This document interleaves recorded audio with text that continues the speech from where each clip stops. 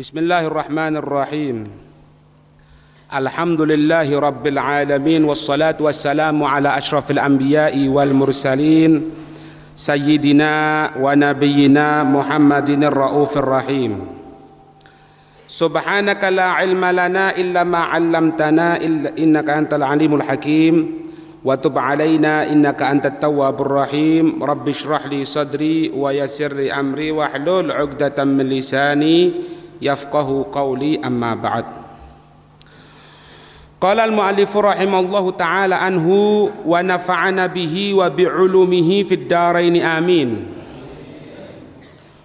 Wa ruwiya, dan diriwayatkan, an Ibni Abbas, dari sahabat Abdullah bin Abbas, misanan Rasulullah radhiyallahu anhuma, semoga Allah meridhai keduanya. Kenapa dikatakan anhuma? Karena beliaunya sendiri Sayyidina Abdullah dan ayah beliau Sayyidina Abbas itu kedua-duanya adalah sahabat. Ketika kedua-duanya sahabat, disunahkan untuk mengucapkan radhiyallahu taala anhuma. Annahu qala, sesungguhnya beliau berkata, qala alaihi salamu, bersabda atasnya salam Nabi kita sallallahu alaihi wa alihi wasallam, thalathatun tusahifuhumul malaikatu, ada 3 kelompok katanya Nabi, tusahifuhumul malaikatu, yang mana malaikat itu bersalaman kepada orang tersebut, kepada tiga kelompok tadi itu. Makna salamannya malaikat itu bukan berarti salaman seperti kita. Salamannya malaikat itu yaitu pengucapan salam. Berarti apa? Doanya malaikat, semoga kamu mendapatkan keselamatan Allah. Itu paham ini? Sama seperti Lailatul Qadar. Lailatul Qadar itu waktunya sebentar saja. Siapa mereka yang mendapatkan Lailatul Qadar? Yang dia tadi itu mendapat salam dari malaikat. Bukan berarti salam kemudian seperti kita, tangan bersalaman, bukan. Tetapi makna salam di sini pengucapan sigha doa berupa apa? Assalam. Assalam itu apa? Keselamatan untuk kamu. Makanya begitu pentingnya dalam Islam itu, begitu pentingnya untuk memperhatikan keselamatan orang lain. Ketika memulai salam, hukumnya adalah sunnah. Tapi jawabi, kalau ada orang mengucapkan salam, kan doakan sama kita, assalamualaikum, keselamatan atas kamu. Ngucapkan pertama kali hukumnya adalah sunnah. Tapi jawabi wajib. Kenapa? Orang doakan keselamatan buat kita. Kalau tidak dijawabi haram. Makanya mengucapkan salam itu ada beberapa tempat yang makruh. Apa itu misalnya? Tengah majelis ilmu. Ya misalnya sampean bayangkan sendiri, ana tekan nyampaikan seperti ini, orang masuk ucapkan assalamualaikum, mau ndak mau terputus omongan ana. Mau ndak mau harus ucapkan waalaikumsalam, kan ngaco namanya. Cuma tidak dijawabi dosa, karena apa? Dia mengucapkan keselamatan untuk kita. Makanya makruh ketika majelis ilmu, ketika makan, tengah makan. Lah enak-enaknya makan ini, enak-enaknya makan, masuk assalamualaikum, dipikir pinter, akhirnya terpaksa berhenti dulu. Waalaikumsalam. Ono botol pandoan di sana nggak ini. Ini makanya perlu diilmui masalah gini. Paham ya? Ini pentingnya masalah salam. Nah, salam ini merupakan gambaran bahwasannya dia ini mendapatkan keselamatan. Keselamatan apapun. Keselamatan dunia, keselamatan akhirat. Siapa yang mengucapkan seperti itu, mengucapkan assalamualaikum, ketemu orang assalamualaikum, maka dia termasuk golongan orang yang insya Allah mendapatkan keselamatan. Kenapa? Karena dia suka mengucapkan selamat. Semoga kamu selamat ya, semoga kamu mendapatkan keberuntungan ya, semoga doa semuanya. Nah, sampai ini katanya Nabi, ada 3 kelompok, bukan manusia lagi yang mengucapkan salam, yang bersalaman dengan dia. Bahkan malaikat bersalaman, mengucapkan keselamatan kepada 3 kelompok manusia ini. Kapan mengucapkan keselamatan? Ketika yauma yakhrujuna min quburihim, hari di mana mereka tadi itu keluar dari kuburnya mereka. Ya, seperti kemarin dikatakan ketika manusia itu keluar dari kubur, berhenti di tempat dibangkitkannya dari kubur berapa tahun? 40 tahun, tidak makan, tidak minum. Sebetulnya tidak makan, tidak minum, tidak berbicara, tidak duduk, itu karena apa sih? Takut. Takut apa? Takut akan peradilannya Allah Subhanahu wa taala. Karena setelah dibangkitkan oleh Allah, tiupan yang kedua, tiupan lagi untuk pengumpulan di mahsyar. Setelah kumpul di mahsyar, disidang Pak, disidang. Jangankan satu manusia satu dunia, ini loh, satu masjid Al-Huda ini, misalnya satu orang diadili depan orang gini, Fulan, tahu sini, ente tadi ngerokok ya? Enggak, ngerokok. Jangan bohong ente. Bingung Pak, kacau kabeh. Sing ndak ngerokok tadi ngerokok pisan akhirnya. Kenapa? Takut depan manusia. Loh, sampean bisa bayangkan nanti ketika kita dibangkitkan di kubur, dibangkitkan oleh Allah di kubur, kemudian kita akan berhadapan dengan Allah, disaksikan seluruh manusia. Takut Pak. Tapi mereka ini 3 kelompok ketika dibangkitkan, malaikat mengatakan apa? Jangan takut, kamu selamat. Jangan takut, kamu selamat. Itu yang akan dihadap oleh Allah. Kamu bukan kelompok itu, kamu golongan orang-orang yang masuk surganya Allah. Allahumma ja'alna minhum. Doa enak kan? Jadi 3 kelompok ini merupakan 3 kelompok yang besar, yang dia tidak ada ketakutan sama sekali, yang dia perasaan tenang. Kenapa? Malaikat sudah ngomong. Malaikat bukan orang carpak Pak, bukan orang jualan jamu. Orang jualan jamu. Kadang-kadang obat sedikit dibilang bagus padahal tidak karu-karuan. Ini malaikat omongannya dapat dipercaya. Malaikat ngomong, kamu jangan takut, jangan takut. Apa katanya aku? Kamu sudah mendapatkan keselamatan dari Allah. Siapa mereka tadi itu? Disebutkan di sini siapa? Yang pertama apa? Asyuhada, orang-orang yang mati syahid. Kemudian Allahumma ja'alna minhum. Yang kedua, siapa yang kedua? Wasaimu syahri Ramadan, dan mereka yang berpuasa di bulan suci Ramadan. Yang Ramadan dia puasa. Kalau dulu pernah zaman jahiliyah kulo jenengan, kadang-kadang poso, kadang-kadang enggak.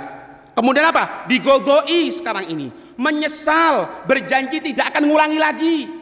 Terhitung orang-orang yang berpuasa bulan suci Ramadan. Kemudian yang ketiga, wasaimu yauma arafata, mereka yang berpuasa di hari Arafah. Tanggal berapa? 9 Dzulhijjah, hari Arafah. Ya, kita perlu preteli satu-satu itu. Kalau timbul sampean pertanyaan, do Bib, ya apa Bib? Lah iki saiki mati syahid. Mati syahid itu kan perang, Bib. Ya kan? Kita lihat satu-satu sekarang. Apa yang dikatakan orang-orang yang mati syahid tadi itu? Dikatakan dalam satu hadis yang diriwayatkan oleh Sayyiduna Anas. Sayyiduna Anas bin Malik, anna Nabiy sallallahu alaihi wasallam qala, sesungguhnya Nabi sallallahu alaihi wasallam bersabda, jahidu, berusahalah kamu, bersungguh-sungguhlah kamu, al musyrikina, kepada orang-orang musyrikin, lawan mereka, lawan propagandanya mereka, lawan kebudayaannya mereka, lawan kebiasaannya mereka. Dengan apa? Bi amwalikum, dengan harta kamu sekalian. Yang punya harta ojo medit tokno, jangan takut.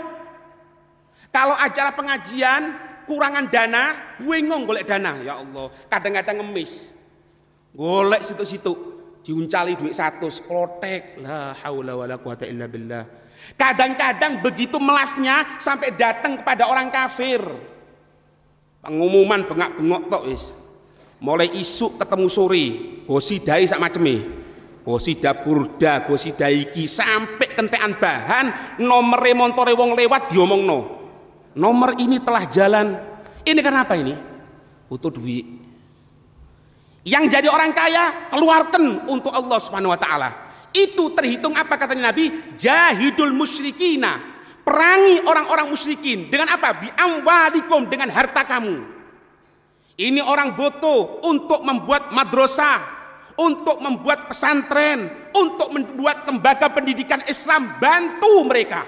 Dengan apa? Harta kamu. Terhitung apa? Jihad di sisi Allah.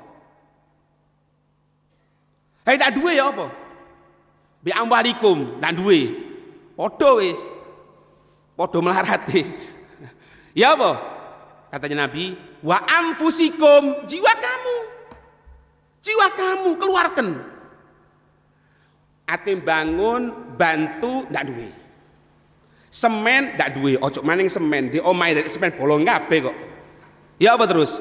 Ada pengumuman, nanti di pondok ini, di masjid ini, di madrasah ini ngecor ya, berangkat. Pondok awak ae wis. Pondok awak teko. Dadi ojo fitness tok ae. Digunakan juga untuk di jalan Allah. Wa anfusikum, jiwa kamu sekalian. Ada orang berani menghina Islam. Ada orang melecehkan Rasulullah. Ada orang kurang ngajar dengan para ulama kita. Lawan dia. Loh, kon ngomong apa kon? Apa itu Ghazali? Talih. Maksudmu Ghazali siapa maksudmu? Ojo macem-macem loh. Imam Ghazali guruku loh. Kon ganggu Imam Ghazali berarti kon ganggu aku. Oh no. Ojo lek urusan wedhus ilang rame. Imam Ghazali dilokno meneng tok. Perangi, lawan, genakno bosone kita orang. Bi anfusikum, wa anfusikum. Kemudian dunya ndak duwe. Awak krempeng. Ya apa? Ate perang wis percuma, keterangan geblak misalnya. Katanya Nabi yang ketiga apa? Wa alsinatikum, lesan kamu. Kon bisu ta? Enggak. Ngomong itu haram. Ngomong wong ndak poso itu yang buka warung tengah puasa haram. Yang menyediakan makan untuk orang yang tidak puasa padahal tidak ada udzur haram. Ngomong ndak wani sih an. Lah terus ya opo? Ati jihad model opo sampean? Jadi jihad itu bukan cuma bawa senjata tok perang, itu ada waktunya Pak nanti. Sekarang belum masih an. Ojo ruwet ati berangkat nang Palestina. Ati berangkat nang kono, berangkat nang kini. Tempatnya dhewe banyak wong ngedu petik meneng tok. Di tempatnya sendiri ada bandar togel, diem. Padahal bisu ya ndak bisa ngomong dia. Sampai dalam kitab Nasihat Diniyah dikatakan apa? Orang itu kalau tengah dakwah, mungkin katanya Habib Abdullah Al-Haddad, dia tadi itu mundur. Kalau takut diganggu, nanti akan terjadi ancaman keluarganya, anak istrinya. Tapi katanya beliau, meskipun kamu boleh mundur, hati-hati. Jangan sampai kalau urusan agama, kamu menggunakan berbagai alasan, takut istriku, takut anakku, takut keluargaku. Tapi kalau urusan dunia kamu berani maju. Ya hati-hati Pak. Kalau urusan agama kadang-kadang wedi mundur kabeh. Ono wong ganggu Islam mundur kabeh. Wis kita orang kudu sabar ae le. Innallaha ma'as sabirin, gawe dalil maneh. Tapi pas wayahe ono pemilihan buyar kabeh wis. Kon partene siji mbek aku berarti kon mungsuhku. La haula wala quwata illa billah. Hati-hati. Ya, ini kesempatan yang diberikan oleh Nabi sallallahu alaihi wasallam. Berjihad membela agama Islam yang akan diganggu oleh orang-orang musyrikin dengan tiga hal. Amwalikum wa anfusikum wa alsinatikum. Harta kamu, jiwa kamu, minimal lesan kamu untuk di jalan Allah Subhanahu wa taala. Nah, sampai Pak, sampai ketika ngelihat jihad itu membela agamanya Allah, jelas tuh Pak. Membela agamanya Allah, pokok tepak niati surga Pak. Surga langsung. Ngelihat pahala yang begitu besar. Zamannya Rasulullah, Siti Aisyah bercerita Pak. Siti Aisyah itu bercerita, aku pernah bertanya kepada Rasulullah, ya Rasulullah, alan nisa'i jihad?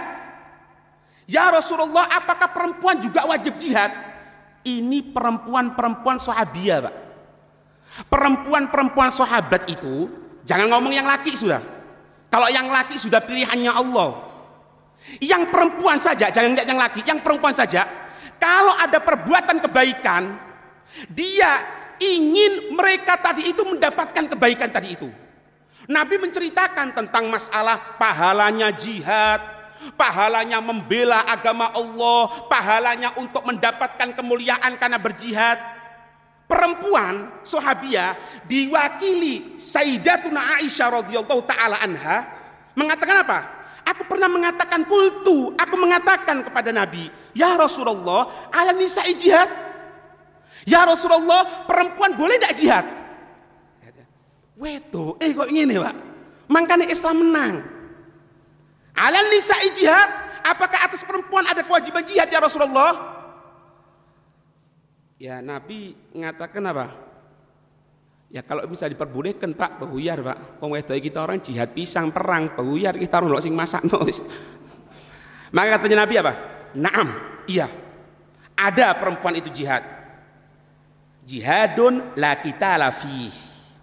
Jihad yang tidak ada peperangan di situ. Jihad. Di antaranya apa di sini disebutkan? Wal hajj wal umroh. Haji, umroh yang dilaksanakan. Riwayat yang disebutkan apa? Ta'atul mar'ati li zaujiha. Taatnya seorang perempuan kepada suaminya oleh modal sampean kan. Tutuk omah celuk. Nduk, kon iso bentak-bentak aku, kon jihad sampe aku ae. Oleh modal ya. Ya. Lihat ya. Ini gambarannya apa, Pak?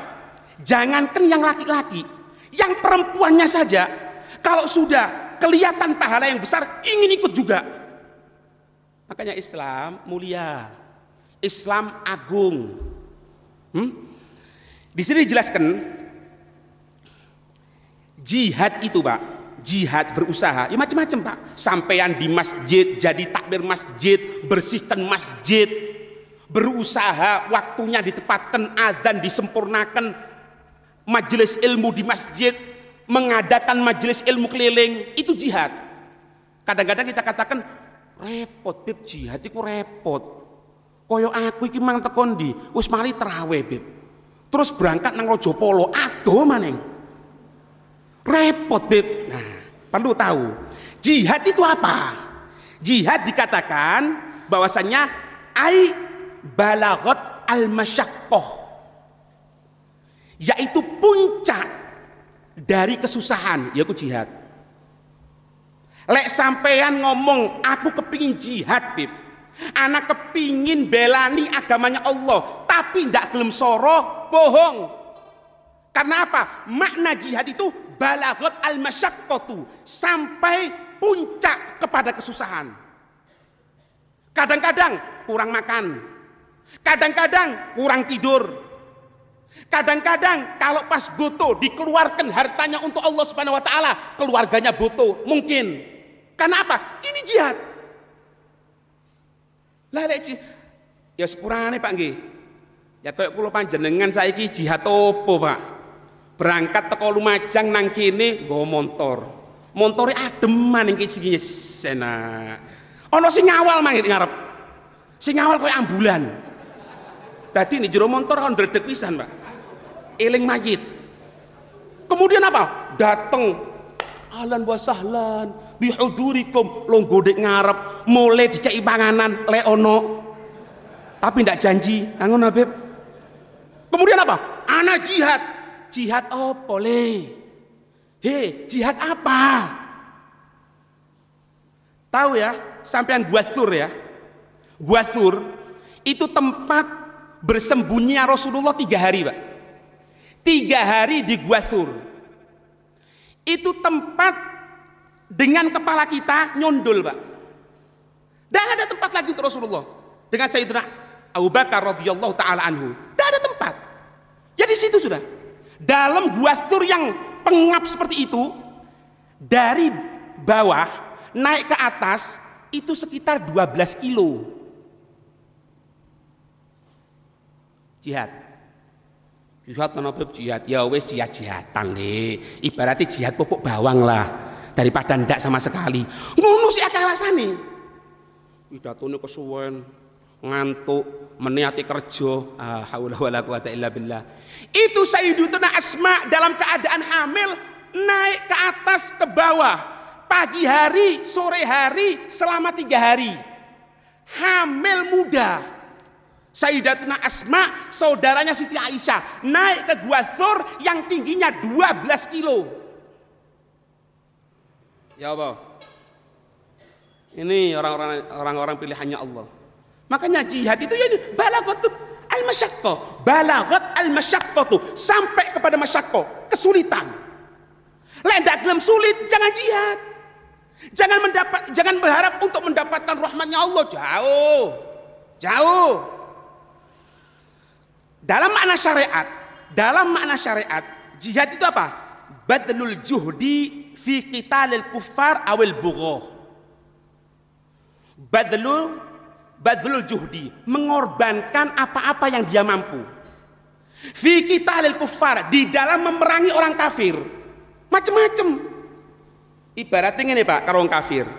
Wong kafir ndak golek gara-gara, kita pun baik sama dia. Dia ndak bikin gara-gara. Kita ketemu. Selamat pagi. Ya. Assalamualaikum. Ya. Ojo jawab waalaikumsalam, haram sampean. Tapi kalau dia macem-macem, lek bosone wong-wong kon dodolan tak tuku. Kon ya apa saiki? Itu ya apa Nabi Muhammad? Sing kenal ngomong. Hati-hati, ojo golek gara-gara nek ngene lho. Iki tanganku wis gatel, 20 tahun ndak pernah ngantemi wong lho ya. Misale. Hah? Oh, dia sekarang apa misalnya? Main dalam Facebook, main Twitter, main nyebarkan email, main ini, kita main juga. Itu namanya. Bukan cuma go perang dibom jeder buyar. Ada tempat ibadahnya mereka dibom jrek, ancur, derek, seminggu ngadeg maneng Pak, duweke gede. Yang perlu dihancurkan sekarang ini jiwa kita. Ojo podo kayak mereka. Ente mau berperang dengan mereka. Peperangan apapun, peperangan dohir mungkin kalau memang ada waktunya. Peperangan batin, perang dingin. Ono pisan. Mereka gencar di radio.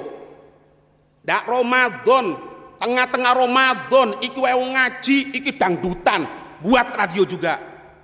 Saingi dia. Dengan apa? Dengan persaingan yang sehat. Sampaikan di situ majelis ilmu, sampaikan di situ bacaan Quran, sampaikan di situ yang bisa menyaing mereka. Itu berjihad. Paham ya? Sayyidina Umar pernah mengatakan apa? Pegang ini Pak, pegang. Sayyidina Umar mengatakan, kita ini dimenangkan oleh Allah, kita dimenangkan oleh Allah menghadapi orang-orang kafir karena kita selalu takut sama Allah. Karena hati kita kontak sama Allah. Karena kita tidak bertentangan dengan Allah. Dan musuh kita selalu bertentangan dengan Allah.